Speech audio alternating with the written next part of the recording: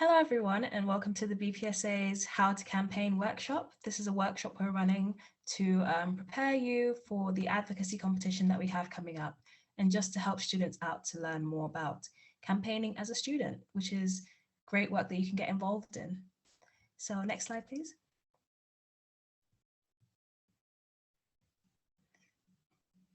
So yes, we wanted to start off with defining what a campaign is. So to campaign means to work in an organized and active way towards a particular goal, typically a political or a social one. So typically the goals that we do in university are social goals, such as fighting against healthcare inequalities, racial discrimination, gender discrimination, stuff like that. And so yeah, next slide, please. There are many different types of campaigns too. So you can run a social media campaign. You could do a political campaign, as we spoke about before, organizing protests, coordinating whole movements like the Black Lives Matter movement and others, and also signing petitions. The main purposes of campaigns are generally three things in this order: to raise awareness, which then starts a conversation, and then you can make a change by starting these conversations. So when you're thinking of putting together your campaign, you have to think about what medium of campaign, whether it be protest, petitions, social media, what would actually be most effective for reaching this purpose, raising awareness, starting conversation, and then making a change. So some historical campaigns and their outcomes to show you what potential campaigns have. So, for example, the suffragette movement, which happened in the UK and started in 1832 and carried on until the early 1900s. And this movement is what got women the right to vote in the UK and other important rights. Same with the Stonewall riots in 1969, which started a lot of the LGBT rights that we have nowadays. LGBTQ plus pride began in 1970 and is still a tradition that's carried on today.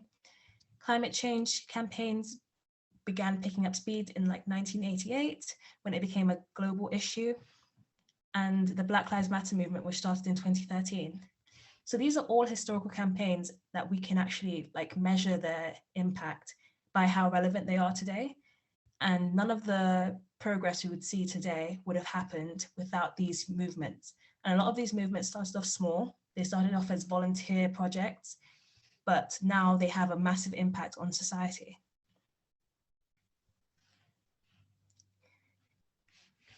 As an organization and association, the BPSA strives to ensure that our members' voices are heard and that we are always pushing for change within the pharmacy space and in general.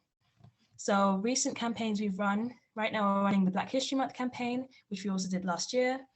We ran campaigns during LGBT History Month and Pride Month, where we had some exec members, including myself, walking in Pride in last July, or this July, that's just passed. We also got some LGBTQ plus pharmacy students to share their stories and experiences as pharmacy students in the MPharm degree. We did a climate change campaign, which was really successful, where we partnered with organizations like Pharmacy Declares, and all exec members made changes to their lifestyles to actually promote carbon neutral behavior.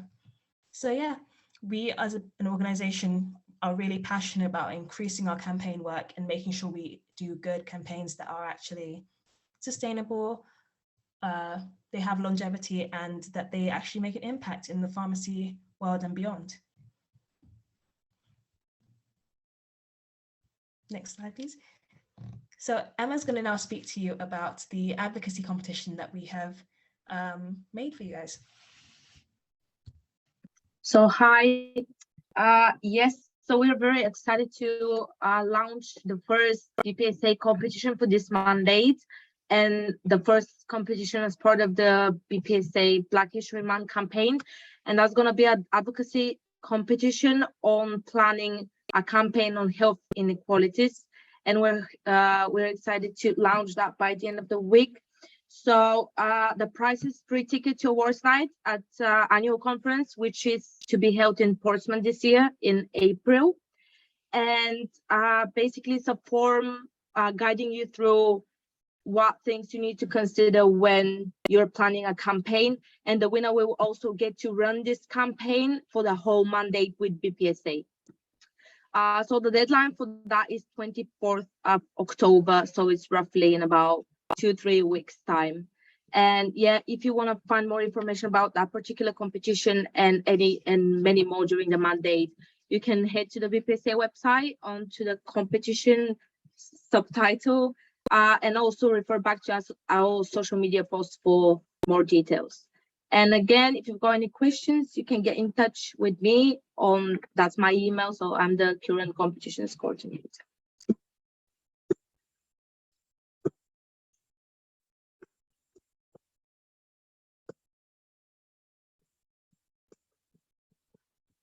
So about planning your campaign, first of all, you need to have a goal. So that's the big thing that you want to achieve with your campaign. And secondly, objectives. So that's ideally the checklist that you need to have in mind and go through when trying to achieve this goal. And tactics are specific actions that you're going to do in order to achieve those targets and achieve those objectives and finally get to the goal. So that's an example of planning a campaign. So the goal's been set to reduce paper wastage in community pharmacies. And you've got 3 main objectives. That's to raise awareness of the impact not recycling has on the environment and how much paper is actually disposed of in the community pharmacies. Work with key stakeholders to improve and streamline practices. Find new ways for pharmacies to dispose of their paper waste and advocate for transition to a more paperless system. And the example of tactics can be in educational resources, circulate a petition, meet and lobby with key stakeholders in order to achieve those objectives.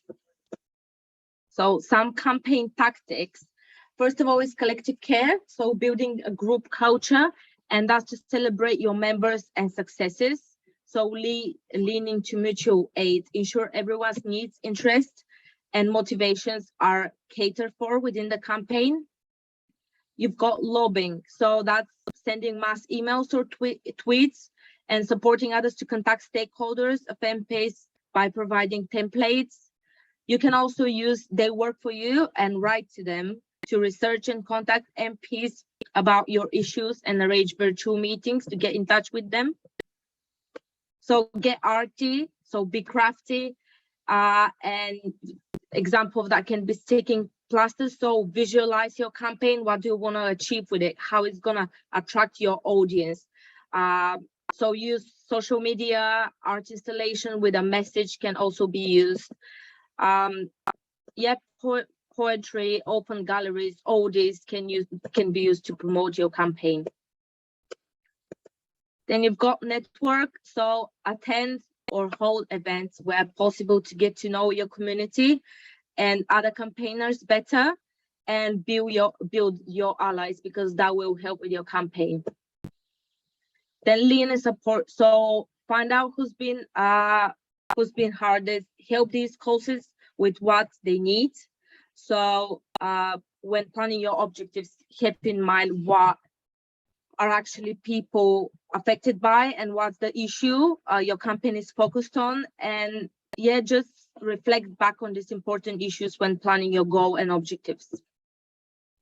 Organize and educate. So hold Zoom meetings, trainings, conversations, talks, everything that can share your knowledge and upskill people. So help educate people on what your campaign is on.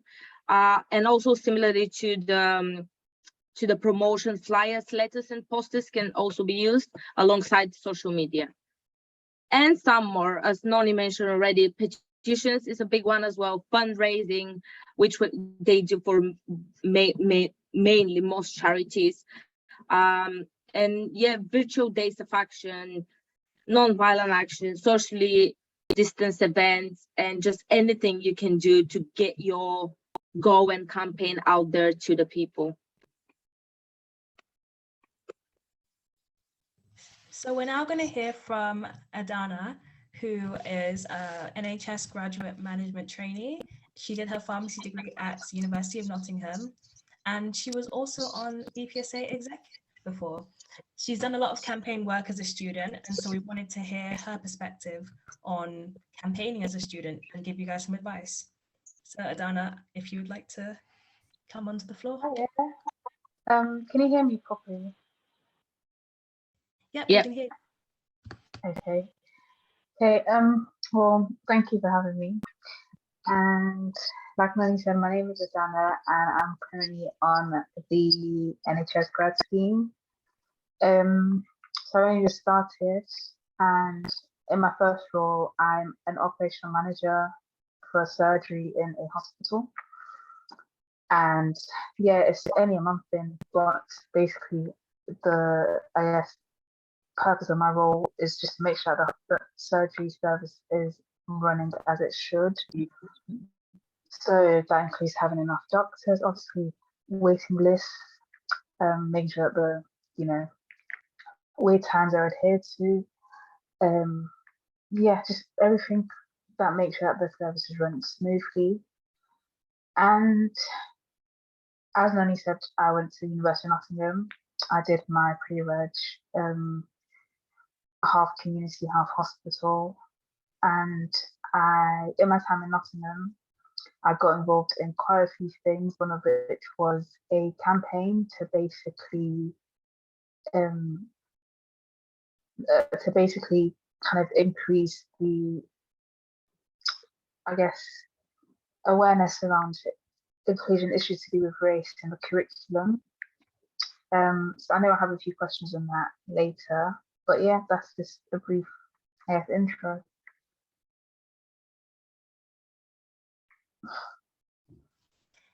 Thanks, Adana. So I wanted to ask you a few questions that I thought our members would be really interested in if they want to partake in the advocacy competition that we have just opened. So your campaign work, you said, was to do with race and the curriculum. What motivated you to do this campaign work? I think I was very fed up. That's simply the motivation. I hate being in spaces that don't feel inclusive or don't feel like they're welcoming everybody. And the curriculum is such an important part of your pharmacy learning because that's essentially what you go out into the world. That's your ticket into the world of whether you choose to be a pharmacist or you don't. Whatever you choose to do, that's your kind of molding ground.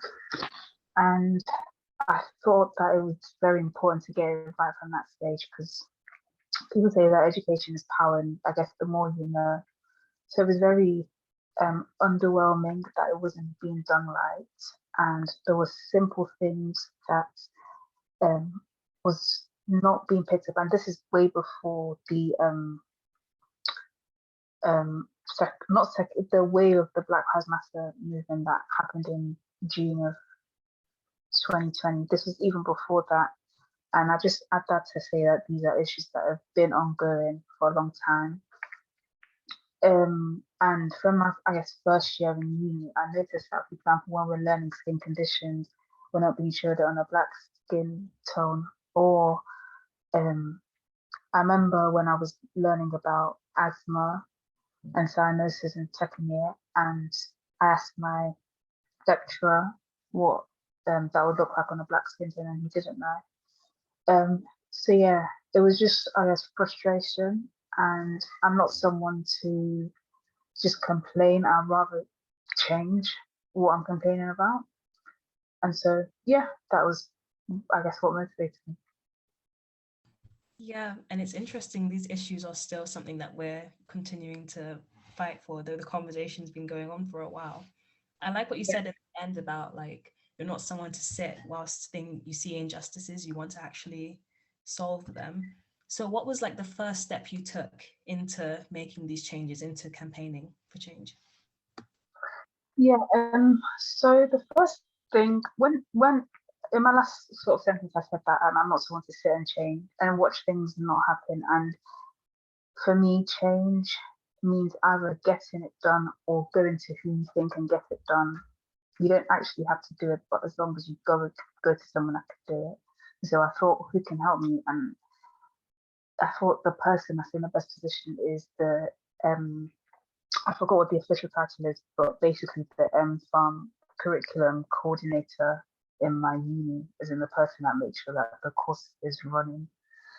And so I sent an email and I said, there's some things I'm not happy about on the course and I'd like to sort it out it.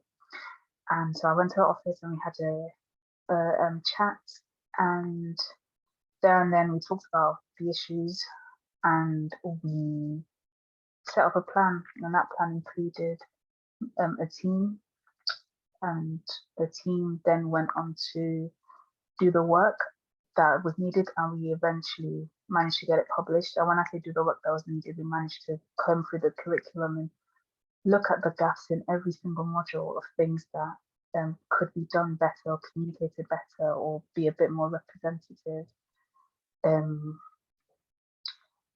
And yeah, that was basically what was done. I do want to add that at the time when I brought the work to the table, they wanted to focus on different kinds of inequality. And so they said, oh, whilst we're here, let's do this and let's do that. And whilst that's good, it's important that when you are fighting for something or you're campaigning for something, you don't let it become one of the other issues. So you don't let them group it into something similar, because then the purpose of what you're trying to fight for is lost. It can come as a later event, so it can be that, okay, I campaigned, say for example, it was a case of, I don't know, race versus sexuality. And so it could be, okay, we've done this with race, now let's mirror this to sexuality, but it's wrong to then say, let's do race and sexuality together, because they're both different things that need their own separate attention. So yeah, that's how we got started. Yeah, the bit you added at the end was really important. A lot of the time you can be offered to do multiple things at once. People think they can just group all like EDI work into one bundle and just do it at once, but they all deserve the proper work to be done. So yeah. What would you say you learned most during your time, campaigning? I learned that it is very important to be a good ally. And obviously I wasn't the ally because I was bringing the issue. The ally was the person that I went to speak to about the issue, who is one of our very senior academics and is also a white woman. And so it was very important that she was on board with everything that I was saying, and she was working. She didn't shut my ideas down. She didn't shut anything down. Her focus of the day was, what can I do, or what can we as a School of Pharmacy do to make this work, or to be better. That was the concern. It wasn't that it wasn't as if I was trying to make the school look bad or anything. So the most important thing that I learned was, if you're ever in a position where someone comes to you with an idea, and it's interesting I say that because I spent the whole day today at a conference with senior leaders in the NHS, and the biggest thing that they all kept saying was, the only way that you can make a change is if you do something that seems different or a bit abnormal to what you usually do. And so if someone comes to you with an idea of a campaign, listen, and even if you can't activate it or you can't make it happen, like I said, there's always someone that knows someone that can help. So yeah, that was a big thing. And I think another big thing was the statistics. So many things that we weren't being taught that we should have been taught, and it was shocking to see some things in real life. Like, that was the first time that I learned that, and I don't know if the statistic has changed now, but at the time, that Black women are 5 times more likely to die in childbirth. And for me, so I should have been taught this from day one, so that when I go into the workplace, I know that I need to look out for this sort of thing. So yeah, that was it for me.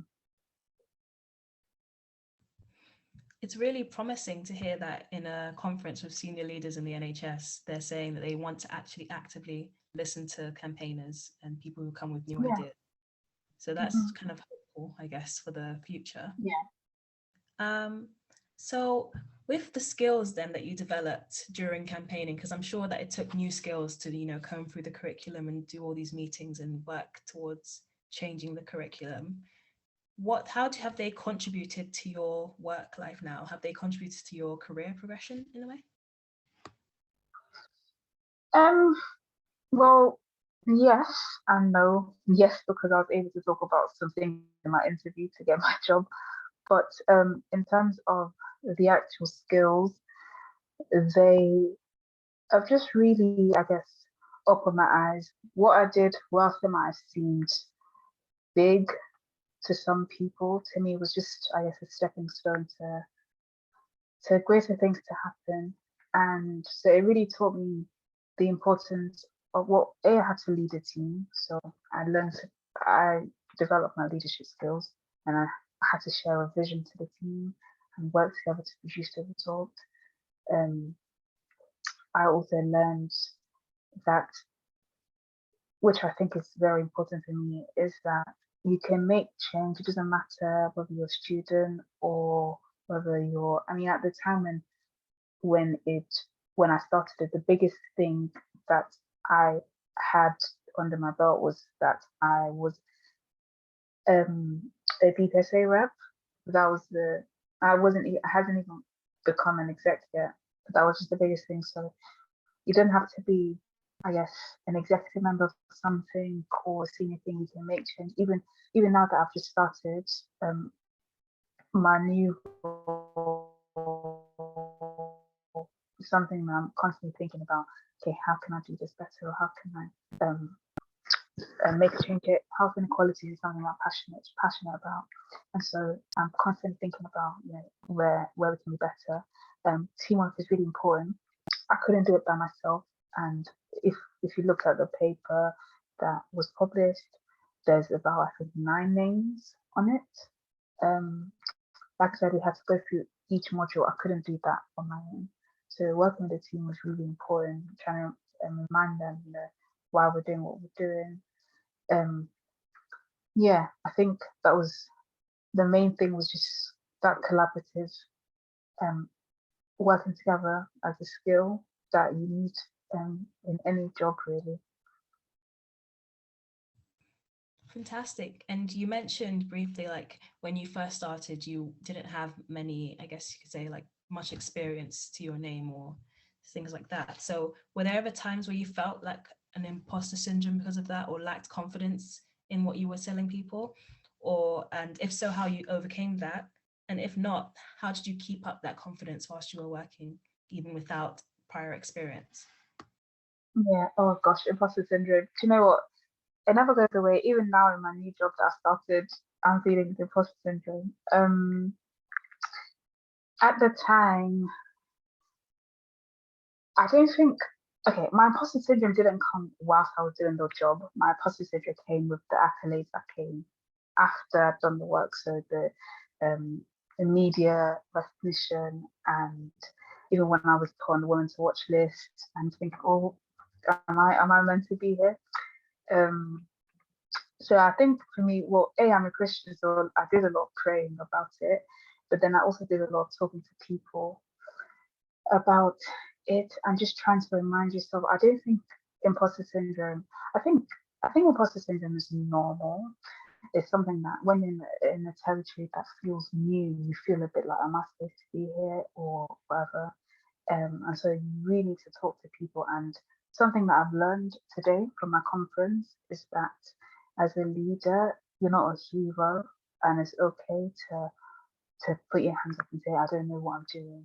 You don't have to get it right. You're there to learn first and foremost rather than lead. So I think imposter syndrome is very much a thing of the mind, and just talking to people helped me a lot. Making sure that if I didn't know how to do something, I didn't feel like I had to know that I knew it. And just reminding myself that at the end of the day, I see myself as someone that has different personalities. So once I get off this call and I'm in bed, that's a different version. It's not someone that's speaking to a webinar or someone that is I don't know, an NHS manager. I'm just me. And it's just when I'm in that different version of myself where I have to be, I guess, professional. It's just just being graceful and just reminding myself that hey, this is just one version of me. I'm still these other things, and I deserve to be where I am, even though it might not seem that way. I don't know if that's the best advice for that, and I might come back in 2 years with something different, but for now, that's what's helping me. Fantastic advice though. And I think all of us have like a level of imposter syndrome, like even as exec members, I'm sure as students, like sometimes when you want to bring forth your ideas, you're worried about like whether what you're saying is not correct, even though sometimes you know it's correct, but you're like, am I the right person to say it?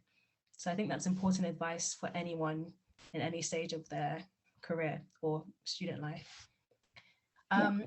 When I've spoken to people about starting campaigns before, one of the issues that keeps coming up is how do they manage their time whilst being a student and doing these campaigns? Because obviously you don't want to let your studies slip whilst you're trying to make a change for the better. So how did you manage your time whilst you were studying and campaigning and doing other stuff like being on exec for BPSA? I think time management, that's a big skill that I often fail at. I think as very rightly or wrongly, I'm someone that I make time for everything. I never say no to anything. Well, maybe not so much in this version of myself, but and this certainly back then, I was very eager to get involved in everything. And so for me, I guess it was just another thing on the list. And I guess sometimes some things had to suffer and sometimes I had to suffer. So I remember on the day that we had to submit the paper, I'd come back from my pre-reg training at about 6 o'clock and I had to stay up till sort of 11 p.m. at night to make sure the paper was ready to be sent off. So sometimes some things have to suffer and sometimes they don't. There's so many self-help things that I can say to help people that might not necessarily work. I can say get a planner. I can say put everything in your calendar, but at the end of the day, sometimes that doesn't work for some people, and people have different mental health needs that might not allow them to follow a timetable or whatever. So what I would say if that is something that's really helped me managing my time is having a close friend or somebody that you trust, or even members of your team. That's another thing. As a leader, you're not doing, you're leading. So if you're running a campaign, you're essentially supervising or make sure the campaign is run. You don't actually have to I don't want to say the wrong thing, but essentially what I'm trying to say is that you're working in a team, so you use your team. You don't have to do everything yourself. If you're someone that struggles with balancing everything. So say for example for me, I didn't have to stay up that night doing the paper. I could have given it to one of my team. So use your team effectively, or if you have someone that you can trust, speak to them. They can help you take some things off your plate. If you have someone that's higher than you, as in the managerial hierarchy, speak to them and say, actually, this is a lot for me right now. I can't do this. I remember there was a time when I was on the exec and I said to the vice president at the time, Bella, I said, I can't really do this right now. I need to step away from it for a bit. And that's okay. If you're in a team that wants you to, grow and develop, they should be able to make time for you. And if they're not, then probably not the right team for you, or probably not something that you should give your energy to. Yeah. Once again, great advice. So we've had a really insightful conversation here, and I'm sure that those who are interested in starting campaigns now probably have a bit more motivation in them, a bit more of an idea of how to like get into it. I guess my last question would be, what would be your advice to someone who really wants to make a change but they just don't know where to start?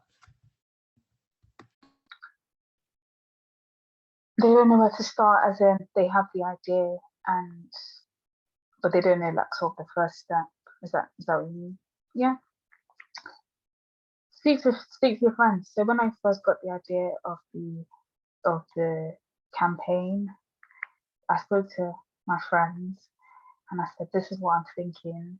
You need to have a circle that they don't have to be friends. It could be but they don't even have to be older than you. They can be younger than you. Just somebody that you feel I can talk to about this and speak to them and say, this is what I'm thinking of doing. They don't have to give you any advice. They don't have to say anything. But sometimes the first step, I think, is getting that idea out of your head, through your mouth, into the world, the environment, by speaking to one person. And when you've spoken to one person about it, you can speak to another person. Sometimes the first person is just practice, because I guess a big struggle when you're trying to push an idea is communicating the vision. And so if you can practice communicating that vision to a few friends, run it by them, does this make sense? Whether or not they think it makes sense, it shouldn't hinder you, but it's good to take advice. Just basically kind of, okay, listen to what they're saying, listen to what your vision is, take advice from them. If they think it's a rubbish idea, but you think it's a good idea, still go on with it and speak to somebody else. So yeah, I think for me, first it's just speaking to somebody that you trust. This is what I think I'm doing. I want to do. Do you know who I can contact? Does this make sense? If you don't have anyone to speak to, you can read up about it, become more aware of the subject, so that when you have to present it to people, you're coming with your facts. You're coming not very knowledgeable, but to some extent knowledgeable of what you're trying to present. Confidence is a very key thing when you're trying to approach somebody with an idea. You need to sound confident. I remember a time where I pitched an idea about this campaign to some groups that I wanted to work with, but I wasn't confident in the idea. I couldn't answer a lot of their questions, and obviously that didn't go through. But what I learned from that is that whilst it made sense in my head, I didn't communicate it as I should have. So yeah, that's it. Great. Thank you so much, Adana, for giving us your time and answering our questions. So yeah, that brings us to the end of our workshop. So if you have any questions about the advocacy competition or about how to campaign in general, please reach out to Emma, our competitions coordinator at competitions@bpsa.co.uk, and she'll be happy to answer any of your questions. But thank you for watching so far, and good luck to those who enter the competition.